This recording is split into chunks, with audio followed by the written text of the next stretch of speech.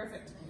Is the North Texas Director of Outreach and Stewardship for the Native Prairies Association of Texas. In her position, Carly monitors and manages prairies, holds educational workshops, and acts as a spokesperson for conservation of native prairies. Carly completed her doctorates at Kansas Cooperative Fish and Wildlife Research Unit at Kansas State University, where she researched lesser prairie chickens. Can you talk about prairie chickens just a little bit? Oh yeah. Right on. I can talk about prairie chickens all day. Before her work in Kansas, Carly worked with tropical birds for her MS in ecology, completed in 2014 at the University of Glasgow in Scotland, and received her BS in ecology and natural resources from Rutgers. She knows what's up, guys. Yeah. She's got a lot of really great information, and Native Prairies Association of Texas website is just a lovely website with tons of great information. So Carly brought some handouts. We provided a handout that lets you know what grasses are most native to our specific area. And in addition to that information, hit up her website, and then she's going to lead us in the next hour. Thanks for coming, guys. And I'll turn it over to you.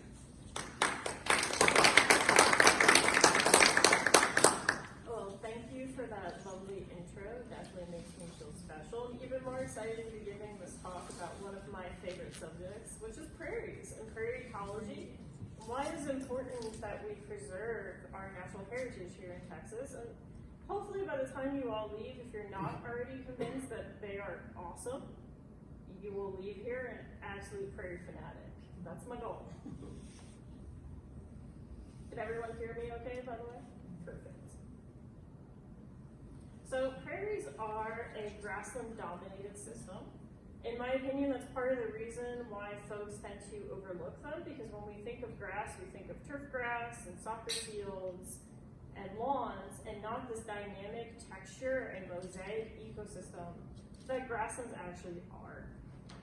And in fact, we view grasses as canopy cover in grassland systems. Underneath them, you have an absolute treasure trove of wildflowers and an incredible amount of biodiversity. Prairies are really interesting too because they're a dynamic system, and they're wholly dependent on disturbance. So when we talk about succession of plant communities, if we were to do nothing and just see what happens over 10, 20, 30, 50 years, what's going to happen is a system is going to want to end up as a forest community. That's what we consider a climax plant community. Notice that prairies sit right there in the middle at that 3 to 4 year mark. Without disturbance, we don't have prairies. They're wholly dependent on disturbance to keep them open, to keep them free of trees, which would have historically been restricted to riparian areas.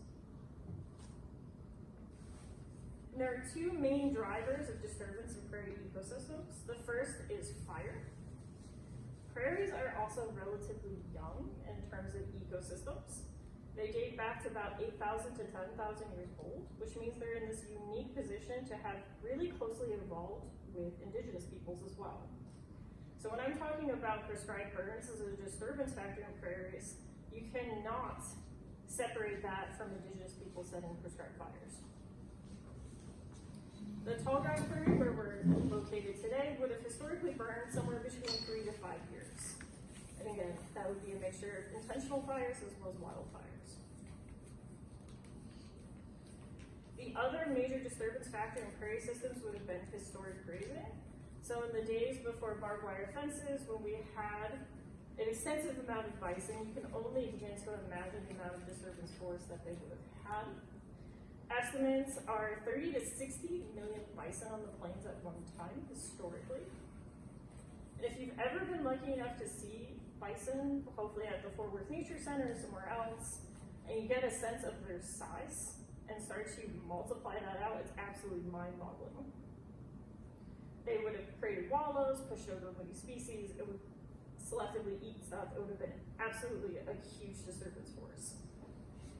They wouldn't have been alone. We would have also seen help from pronghorn, deer, elk, and your other grazers as well. Today, if we're lucky, we get landowners that replicate that with goats, sheep, and cattle, but historically it would have been predominantly bison. So combined with the disturbance factor and the fact that prairies are often mosaics, meaning they never look the same, we end up with an incredible wealth of biodiversity here in the state that's largely due to prairie systems. For example, Texas is home to an estimated between 5,000 to 6,000 native plants. The vast majority of those are prairie specialist species. Texas is also home to approximately 1/3 of all the native bee species in North America, which is absolutely mind-boggling. And in addition to that, other invertebrates that we have in prairies get really cool and really wild, especially if you're like me and you worked in Kansas prairies, which are relatively dry. And then you come to work in Texas and then you realize they're not dry and you also have inland crayfish. So if you've ever seen like the really weird mud towers that are like perfectly circular, those are crayfish. Our grasslands also support an absolute wealth of birds. Grassland birds are by far my favorite. You've heard a little bit of my background. The lesser prairie chicken is where I spent most of my time before this. We do have them here in Texas. But in addition to supporting birds that are dependent on grasslands throughout the year, like the lesser prairie chicken, which is a fantastic umbrella species, and please feel free to ask me prairie chicken questions at the end if you wish. Texas also sees 1/3 of all migratory birds moving through the state, making it an incredibly important figure in the flyway.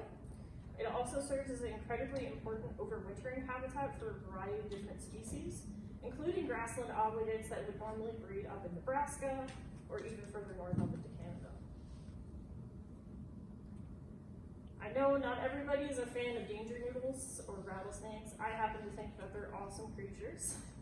But regardless of your opinion on a particular reptile species, prairies also help support an incredible wealth of reptile and amphibian diversity, including our horned lizards and spade-foot toads.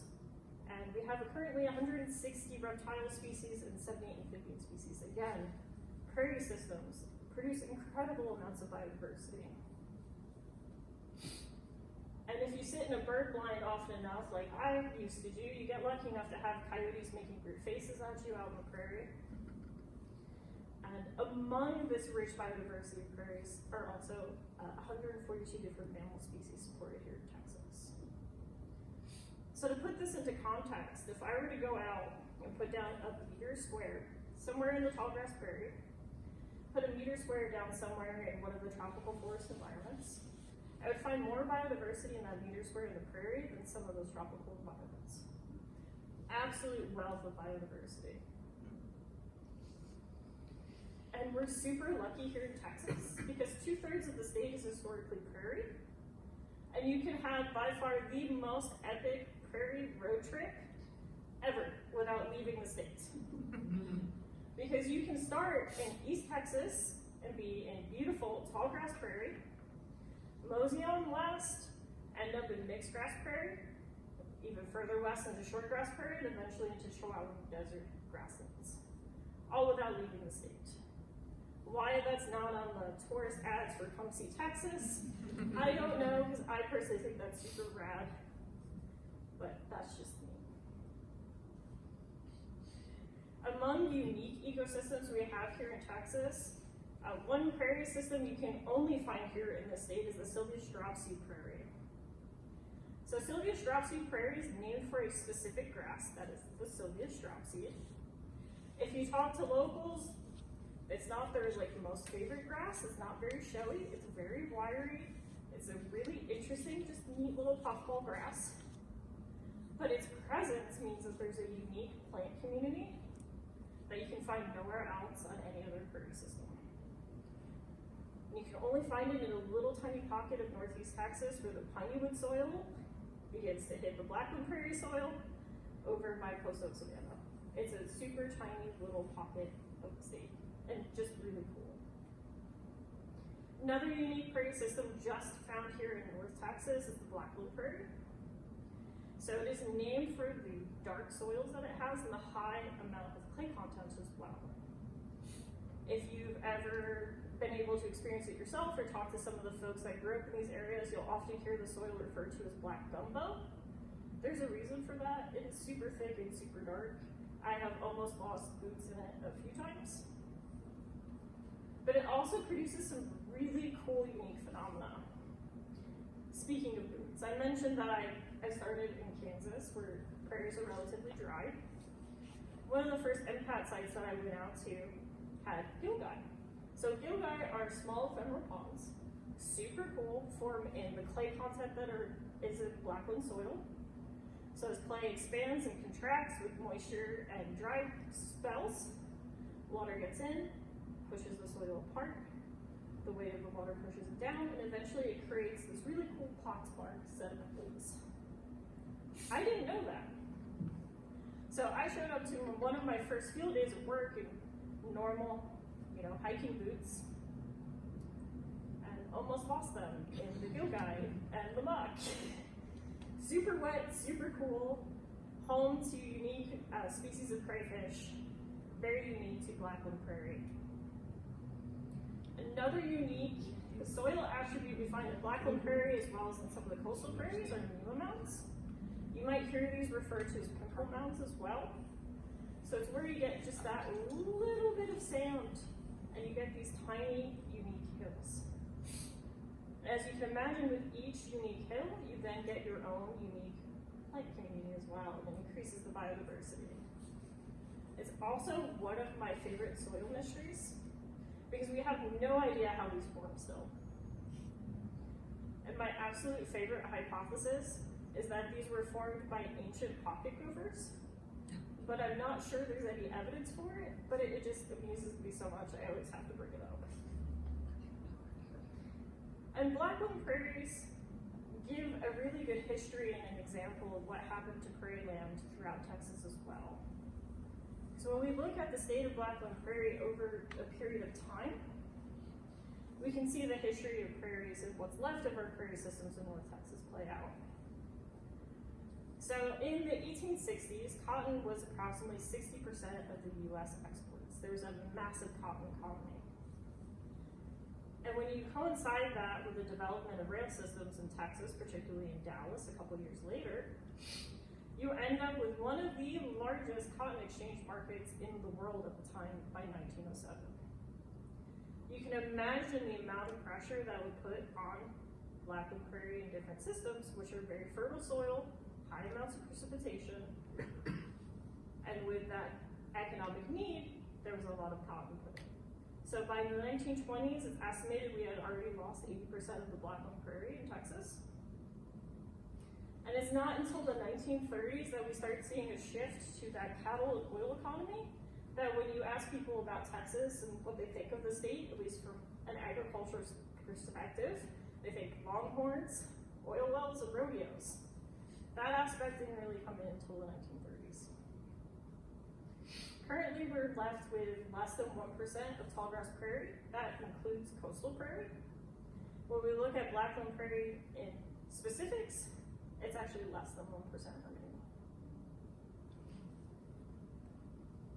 And when we zoom out and just look at the state of grasslands in the world right now, unfortunately, temperate grasslands across the globe are considered to be the most endangered terrestrial biome. So whether we're looking at North America or some of the other grassland systems, they're all imperiled. Unfortunately, the North American systems are considered to be the most in jeopardy. And when we look at what's left of America's grasslands, for tallgrass prairie, best estimates are 4%. From the original extent from Canada all the way down into Texas. As we move further west and the precipitation begins to decline a little bit, mixed grass prairie, we have an estimated 20% remaining. By the time we move into short grass and Chihuahuan desert grasslands, we have an estimated amount of 50% of grassland remaining on the ground. I honestly expect that for mixed grass prairie on down, the estimates are probably a little too high. They're not as well documented as tall grass systems. And the invention of the center irrigation pivot has put a lot of pressure, particularly on mixed grass prairies. as well, because it's made more land arable and suitable for crops. And shortgrass and Chihuahuan desert grasslands, there's more contiguous grassland left on the ground, mostly because it's grazed, but a lot of it has been grazed pretty heavily. These days, in my current role, I'm not as concerned about losing prairies to row crop agriculture. I am much more concerned about urban expansion. So to put this into context, this is a satellite image of the DFW area from the 1970s. I'm going to draw your attention particularly between Denton and Southlake there on the left, and McKinney and Garland here on the right. And we're just going to hop forward to 2020.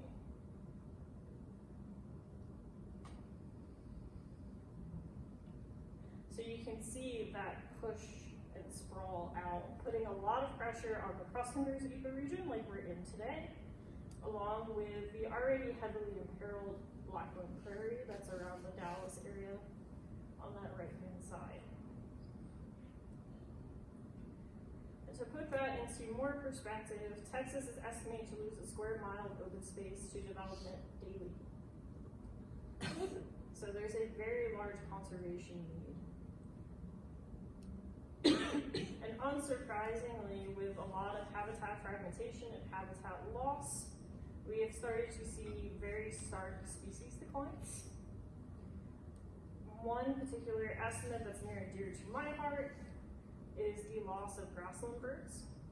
They are very good at signaling larger habitat problems, and particularly if habitat needs are not being met for their nesting or for their overwintering habitat, that's a signal to folks like myself that there's a need for other species as well, because we can't keep the birds on the ground.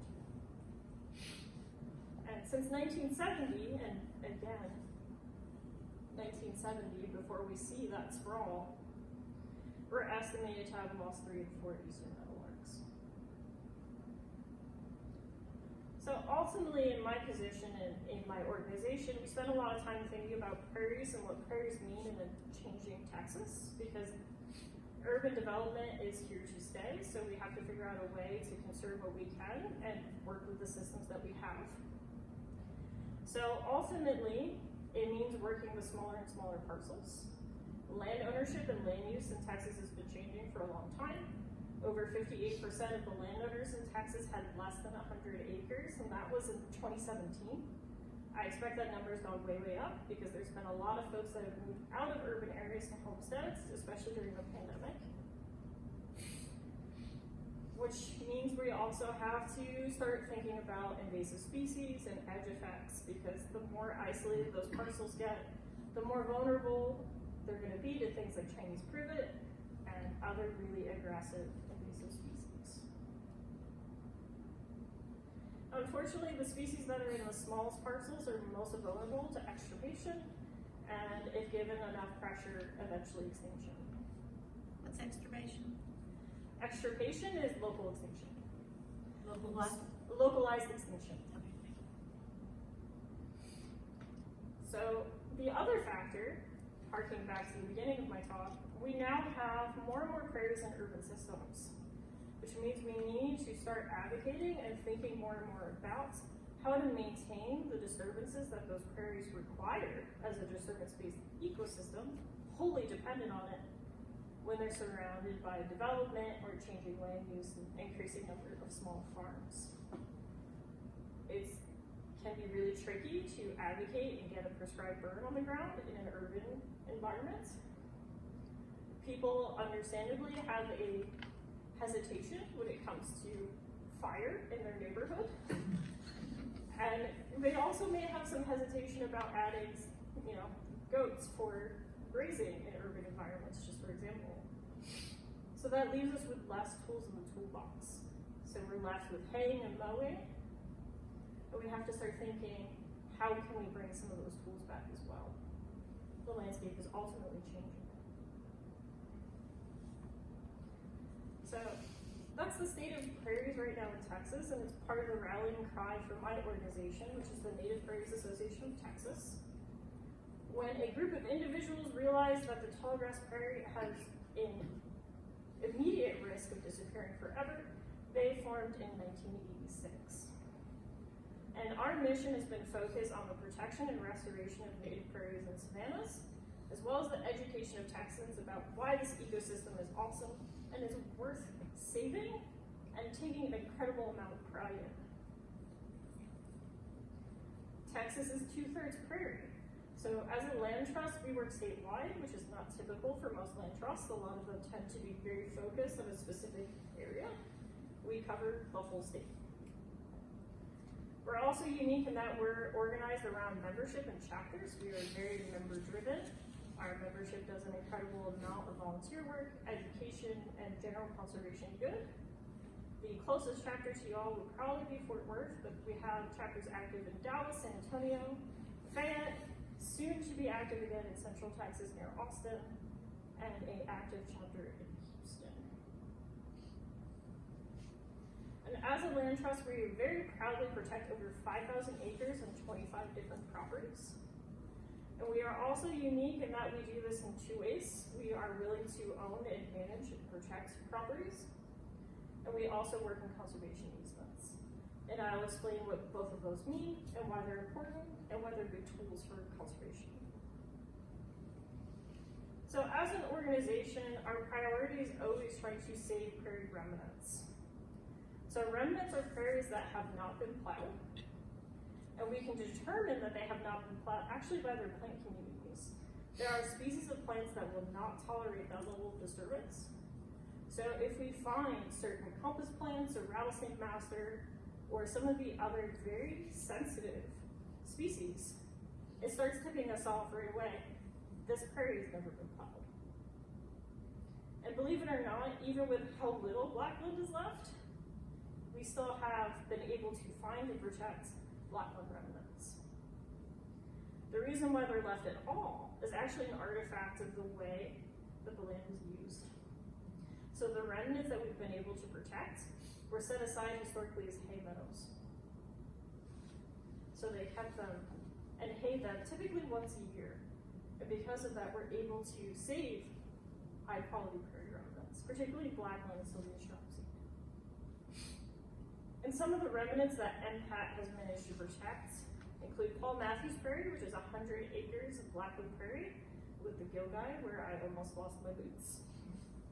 We're lucky enough to protect two very large, almost contiguous, I wish they were, but they're not, parcels of Sylvia's dropseed, which were maintained and kept remnant because they were hay meadows. We also protect 114 acres out in West Texas near Colorado City, which is our largest restoration effort as well. In addition to remnant, we restored the vast majority of that mixed grassland. The reason why I bring these up is because they are available for research and education. MPAT protects and manages these parcels, so we can have groups like, I just had a researcher out last year who wanted to look at the genomics of little barley. We happened to have one of our plants in an herbarium, and she found us that way and came out and collected more samples. Being able to understand what's going on with these ecosystems, particularly since we're lucky enough to protect such high quality prairies, is really important. We also use them for education. I lead field tours, bio blitzes, and try to get as many people out onto them as possible. Because I can almost guarantee anyone you talk to has probably not been lucky enough to experience what a prairie should look like in the state. So we try to make them accessible to people for precisely that reason. But we are a land trust, which means we primarily operate with something called conservation easements. So this is a way that as an entity we can work with private landowners to keep their prairie forever. We do it through a legally binding agreement. And what it does, ultimately, is it restricts development and it restricts subdivision. So we work back and forth with that landowner to decide the fate of that property forever. Where you think you might want to put a barn someday, we need to make sure that's documented, because if it's not documented, it's not going on this property 100 years down the road. it's going to be protected and it's going to be managed as prairie in the way that is determined in this easement. And as a private land state, you can imagine how important a tool like this is. It means that that landowner knows that their property, and for a lot of them, that their legacy, particularly in grazing and ranching, is secure. They don't have to worry that 2 generations down, someone's not going to want to ranch anymore. They're going to sell the family operation and it's going to become houses or something else. That's going to carry with that title forever, meaning that it's protected into perpetuity. It also means that that property is still private, so we have landowners that are often concerned that if they enter into a conservation easement, it means we're going to open up the gates and let everybody in. It's not a park. It is intended to keep it on the ground, not developed, not subdivided. Really important tool. If anyone has questions about that, please talk to me. But the other thing we do is try to celebrate the work that's getting done throughout the state, particularly through the Prairie Heritage Certification Program. So this applies to any acreage, folks that have easements with anyone else, it doesn't matter. We want to recognize excellent prairie stewardship. And in particular, one of my pet projects that I've been working on is trying to build a network of dedicated landowners. I want folks to be able to call each other, swap success stories, tell each other what doesn't work. You think it's as simple as figuring out what herbicide you need for your KR? Well, what works in coastal prairie is not going to work in Blackland. Being able to call somebody up who happens to have the same problem as you in Blackland is priceless. And I also work really hard to be able to provide management information and restoration information for landowners directly and through this network. And ultimately, landowners that participate in this program get a sign. It tells their neighbors that they're doing something really cool and important and worth documenting. But it also allows us to celebrate them on MPAT's channels and highlight how much work goes on for prairies behind the scenes, particularly on small acreages. Another hat I wear in my North Texas program is providing landowner resources and connection through workshops and educational programming. I work really hard to try and help landowners get the tools that they need to shift to holistic grazing, be able to implement prescribed burns, be able to find the funding that they need, and I'll hopefully put their properties in conservation easements so they stay grasslands. Another educational tool and program that we have that's near and dear to my heart is the Prairie Seekers program. So this actually came out of statewide surveys that MPAT conducted with Texas Parks and Wildlife to try and assess what prairie was actually left in the state. Our Fort Worth chapter ran with that and said, this is awesome, we need this everywhere. They created a whole educational program around it. Today, it's used to train volunteers how to assess the condition of prairies and just to have a more educated public to understand what makes a quality prairie, what's a sign of decline, what plants are good signs, what plants are signs that I need some work on my management, what signs are, this is something really special. And in particular, as a staff member, it's really important because it helps MPAT identify conservation priorities as well. As much as I want to be everywhere looking at everyone's prairies all the time, it's just not physically possible. So until that becomes a reality, I need more eyes on the ground, and this is a way that we've been able to do that. One of the things I'm working on is actually digitizing these surveys so folks can just pick it up, send us prairie information, and keep us informed. But another key arm of our mission is restoration and habitat management. So what you're looking at is our current big project. That is our Dow Ranch headquarters shot with a drone before we've implemented any sort of restoration effort on it whatsoever. It is very typical Texas grassland. It is quote unquote improved pastures, which means that it's not anything that is at all native. It's been grazed very heavily, and it needs a full restoration effort. that's our Dow Ranch. It's 150 acres and our brand new headquarters just outside of Austin. We got it in 2020 and immediately put it into a secondary easement with the city of Austin, so it's protected forever beyond us. And it's provided us with so many new options as an organization. So we're looking at things like seed storage. We're finally looking at being able to purchase some of our own management tools. And we're looking forward to being able to hold more and more events out there. It's a little hard to see, but you can see some of that Indian grass plantings going in the ground right now. We've actually been able to also host several different universities out there doing research on the best ways to conduct restoration, particularly in these types of situations where it's your typical overgrazed, improved, non-native pasture, and bring it back.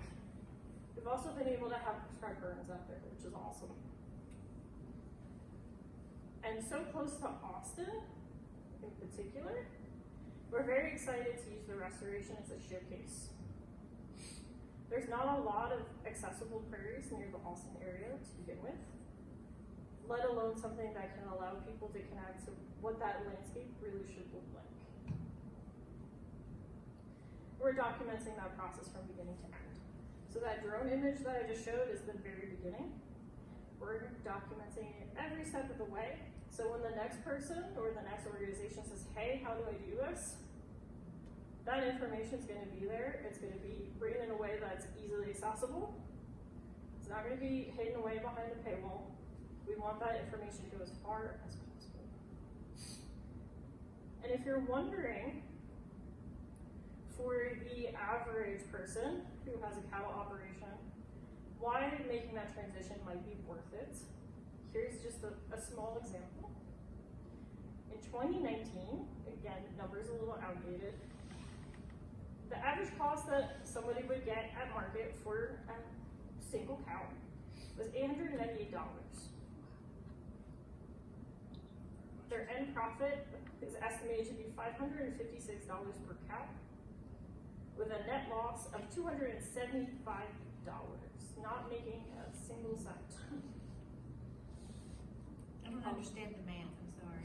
How do we have a profit and then net loss? What's the delta? What's the, help me with, how we go from a profit of 556 to a net loss of 275? I shortcutted some of the math just to make it easy.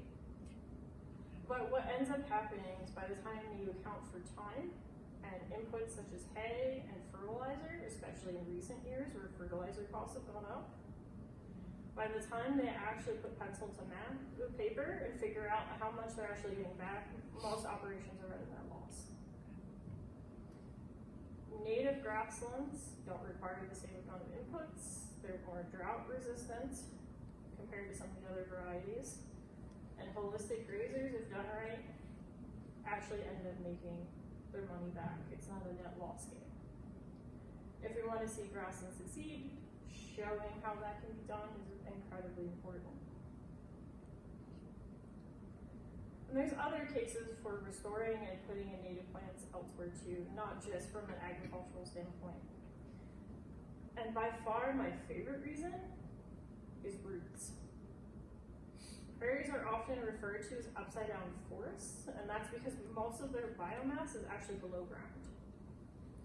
So when we look at, I don't think I have a laser pointer, but far left, we see your very typical Kentucky bluegrass. If you were to look at a different turf grass, it would be much the same. Itty bitty roots. When we start looking at big bluestem and switchgrass towards the middle, we have 5 feet above ground and 5 feet plus of roots below ground. And that gives prairies a lot of really cool ecological superpowers as far as I'm concerned. One that's most important in our current climate is carbon sequestration. Prairies are actually arguably better at it than forests, particularly in recent years with wildfires. Because if forests burn, that carbon's going back in the atmosphere. If prairies burn, most of that carbon is staying underground in that root system. And the prairies thrive and will come back within a month or 2 months depending on the rain. So some estimates there. 1 acre pristine prairie can store up to 5 tons of carbon. And if we zoom way, way out, and if I could snap my fingers right now and save all the native grasslands we have in the country forever, just keep them exactly where they are, we could potentially sequester up to 1 billion metric tons, which far exceeds the output that we had in 2020. And I'm particularly excited as somebody who works in prairies and wants to see more restoration on the ground, because there's more and more movement for carbon markets, meaning there's more interest now than ever in restoring prairies to get the carbon credits, which is awesome.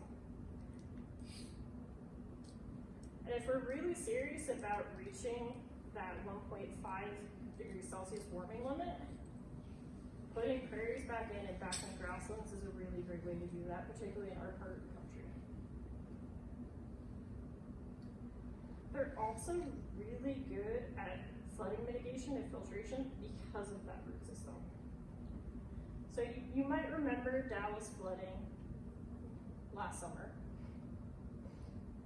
Part of that is because of changes in land use and also changes in the weather cycles that we have. If we were to increase prairies, particularly urban prairies, we can potentially offset some of that. Particular prairies are estimated to be able to absorb 9 inches per acre. Absolutely phenomenal, and they totally blow away any of the turf grass or non-native grass options that we have, as well as all the crop options we have. And if we slow that water down with that 5+ foot root system, it's going to help recharge our aquifers, which is increasingly important in most parts of Texas. It's also going to reduce our sedimentation and our pollutants. Prairie roots are awesome. And if you're a nickel and cents type of person, the ecological benefits of keeping around systems like prairies and just land trusts doing what they do has been estimated to provide 1 billion in benefits through services like carbon sequestration, water filtration, and helping mitigate some of that flooding. But we don't just work in rural systems, we need urban prairie systems as well. And this is my next soapbox that I'm going to stand on.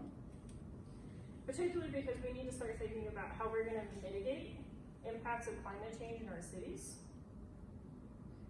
Urban heat island effect is going to be pretty wicked in cities. The more hot surfaces we have, the more that's going to impact the people that are living there and the plants and insects and pollinators, you name it. We're also going to expect to see more and more flooding, especially as we develop further north out of the main core of the DFW Metroplex. And we already know, thanks to a lot of really cool research that's been conducted in places such as Dallas, that green storm infrastructure works, and it's actually pretty cost effective. And prairie plants are really good at that too. And in particular, water issues are going to be something that we're going to have to talk more and more about in Texas. The use of water in Dallas, particularly for lawns, is part of the reason we're considering adding some reservoirs further north. If we were to do something as simple as shift the average turfgrass lawn even just in one part of the Metroplex to a native plant community that doesn't require the same amount of irrigation, we could relieve a lot of that water demand and help save our water. Particularly important since today is, I think, National Water Day as well.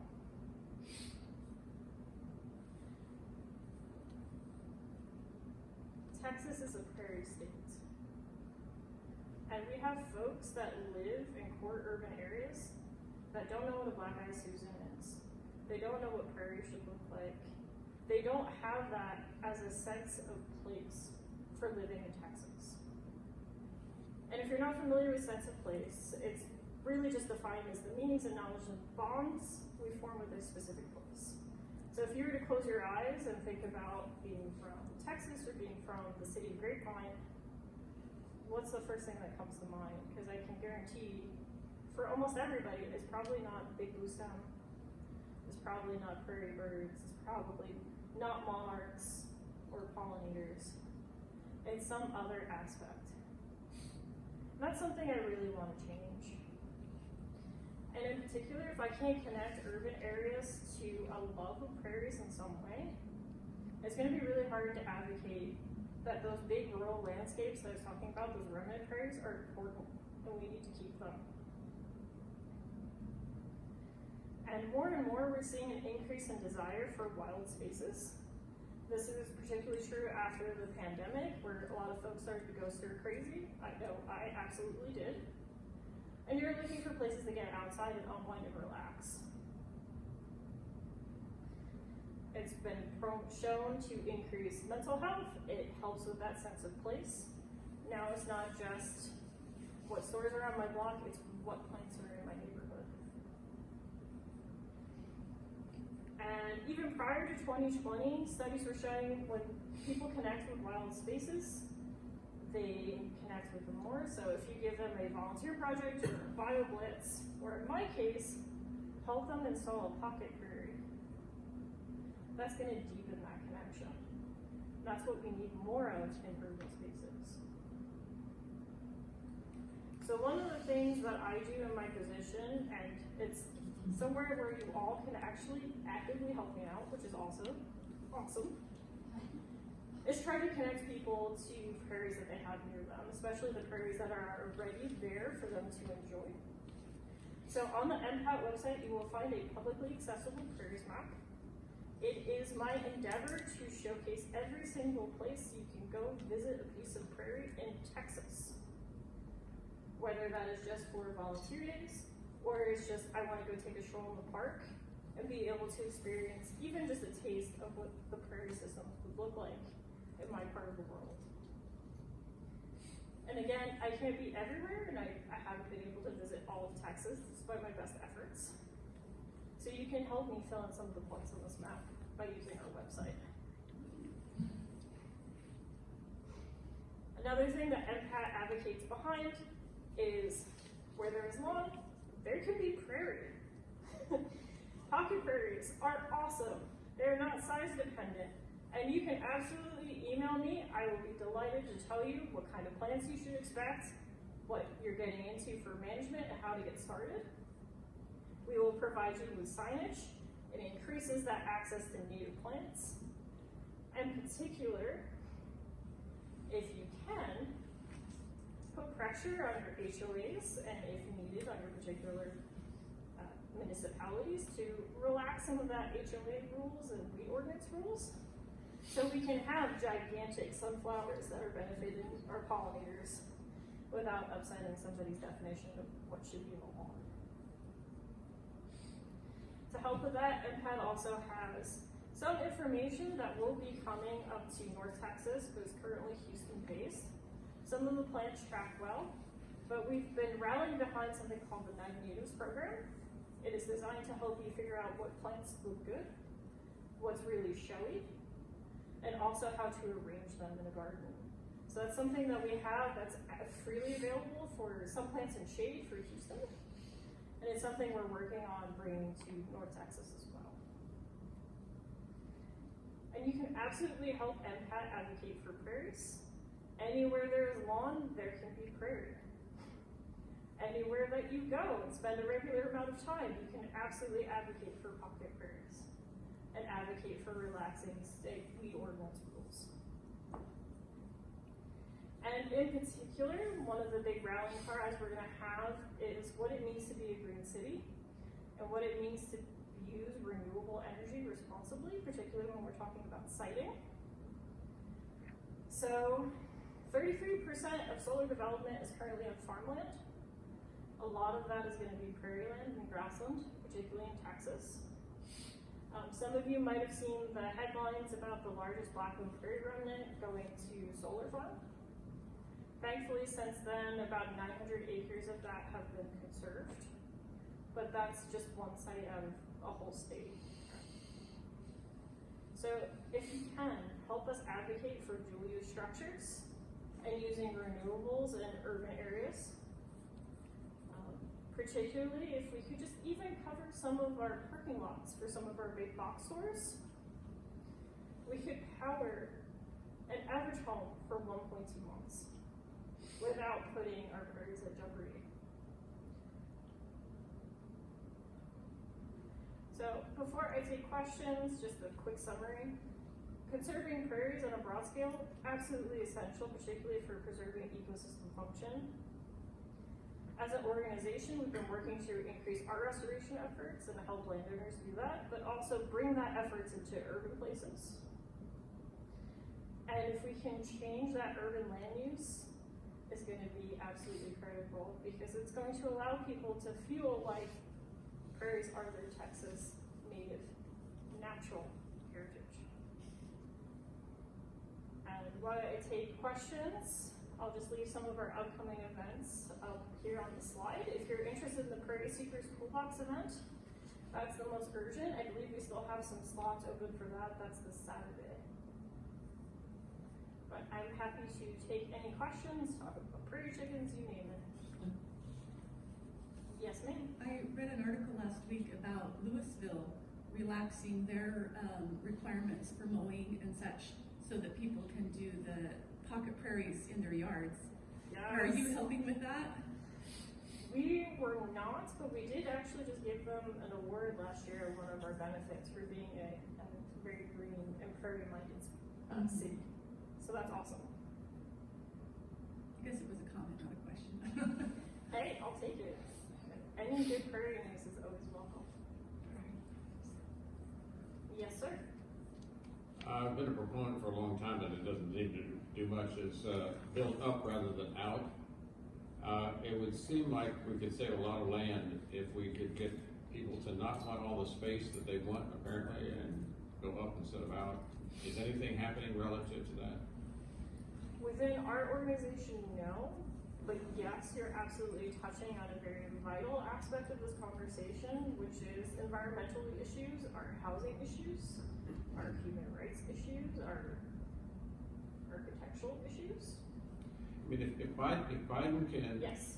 and the administration can say that we're gonna be electronic vehicles by 2035, can't we say that no more houses built out? We're always gonna be building up. I mean, can't we get the government to do something about it? Well, I won't speak on behalf of the entire U.S. government because I feel like that might get me in some hot water, but that is definitely something that's been talked about in sustainability circles. Okay. And the intersection of human rights and environmental issues is very near and dear and would fill up a whole nother hour in that song. Thank you. Of course. Okay, I have another question. Yeah. I have about half an acre and we Yeah. have a lot of oak trees. Okay. So we have a lot of shade.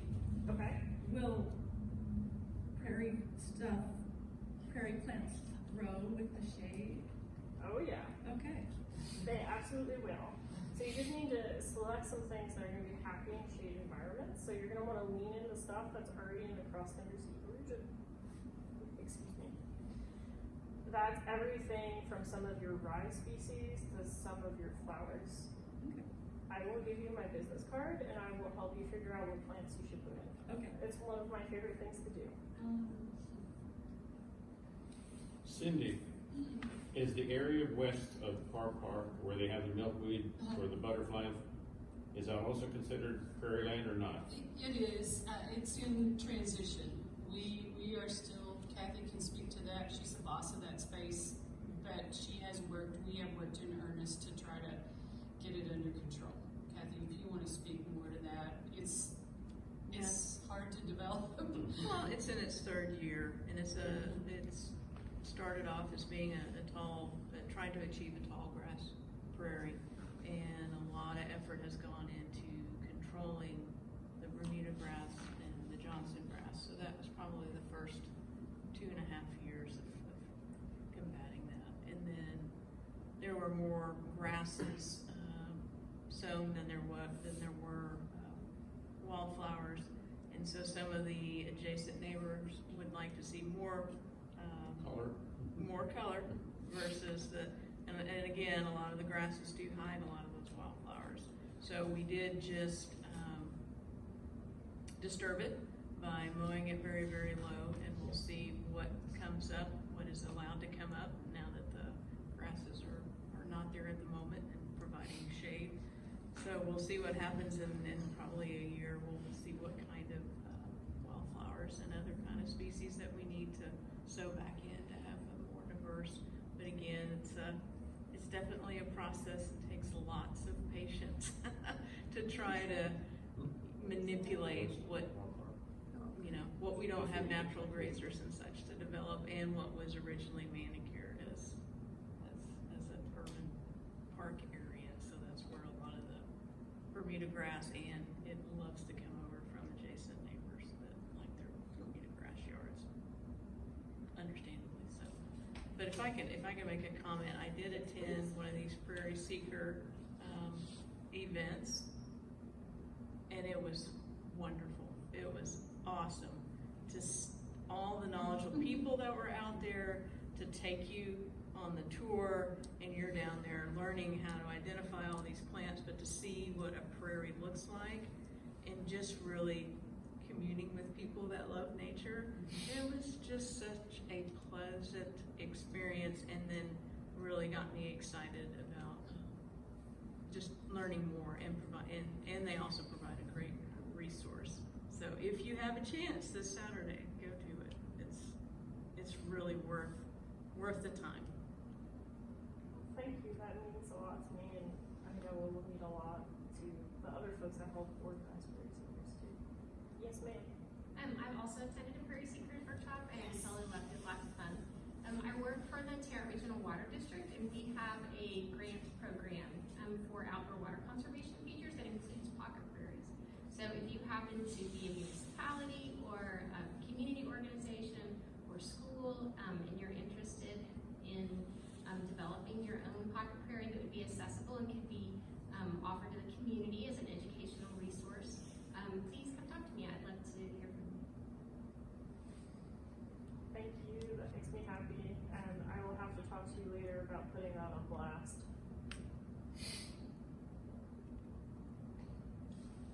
Cindy still hadn't gotten her prairie chicken story.